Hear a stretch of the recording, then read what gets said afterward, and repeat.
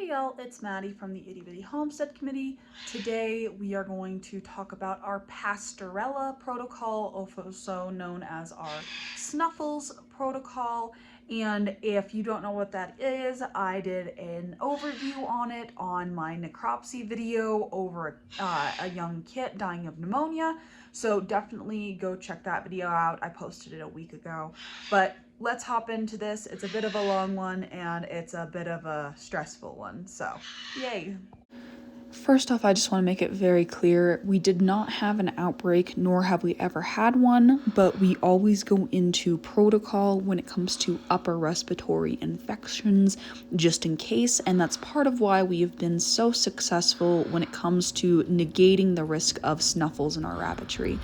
So what you're seeing here is we took that kit that had passed away and we just burned the body so that we didn't bury it somewhere, or we didn't leave it somewhere where the dogs pulled it out of wherever it was kept and that get drug out, and if there was a snuffles problem, it gets spread to the other rabbits. So the first thing I'm going to do is I'm going to pull everything out of the barn, starting with things that aren't live animals, just so I can get everything separated out. I'm going to grab food bowls and water dishes and get them into a bleach water solution. Over here I have everything that has touched or been around the rabbits that I'm going to put in a bucket of water and disinfectants. I'm gonna have to do this in cycles because we have so many. So what I'm going to do is I'm going to let them sit for about 10 minutes each in a slurry liquid of disinfectants and bleach. So the only thing left in the barn is rabbits and dripping pans. So I'm going to start in the corner that was furthest away from where I found the baby rabbit this morning and work my way closer. That way I am less likely to spread anything. This is my spare cage I'm going to get set up so that I can start switching rabbits over so that they have a clean cage to go in while the other cage is drying from me scrubbing while I'm doing health checks. And because I have to take out all the rabbits and listen to lung sounds anyway, today is a great day for a health check. So I am going to get weights, trim nails, write any notes I need to write, and just basically do everything that I need to do in an easy, fast manner. In between each of my rabbits and handling, I have a bottle of alcohol, and we can clean everything here to ensure that nothing is cross-contaminated.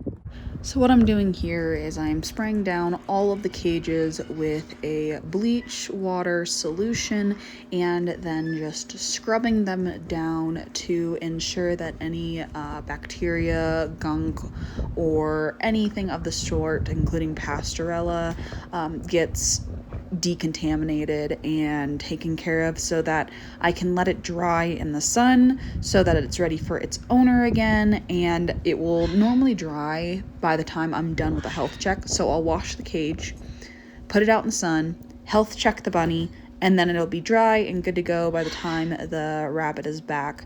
Right now I'm putting all of the rabbits in the shade in the back corner of our arena. That way I can pull everyone out of the barn and we can get the barn scrubbed down after we're done with the cages. And I'm still keeping the integrity of grouping like I have in the barn. That way they're far enough away from each other to not cross-contaminate, and that everyone is in the correct order. That way they don't get put in the wrong spot in the barn when we go to put them back. Got the first row done. It took me about 20 minutes. And so far we have 0 bad lung sounds, which I am very grateful for, but time to get moving on to this row. Yay. Once I got all of the rabbits out of the barn, I had a bucket of bleach water that I was literally just scrubbing everything down with. The walls, the racks, everything needed bleached and decontaminated. And y'all, that solution was strong. I had the fan going, trying to keep the airflow going and not get like bleach contact high, but it was no use. It was just a lot of chemicals. which is why we took the rabbits out of the barn to begin with. And even though we're scrubbing this down from top to bottom, part of the reason this took so long was we had to scrub down the entire barn and then wait for it to completely dry and air out before we could put the rabbits back, so that the chemicals didn't bother them and cause more problems and issues. But on the other hand, it's great to have a completely spring fresh barn and, you know, have everything clean. But y'all, this top row especially was disgusting. Bucks are gross. Like, disgustingly gross. They were spraying this back wall like crazy when they were here, so kind of glad we got done and kind of satisfying to watch all of the grossness come up, but still disgusting.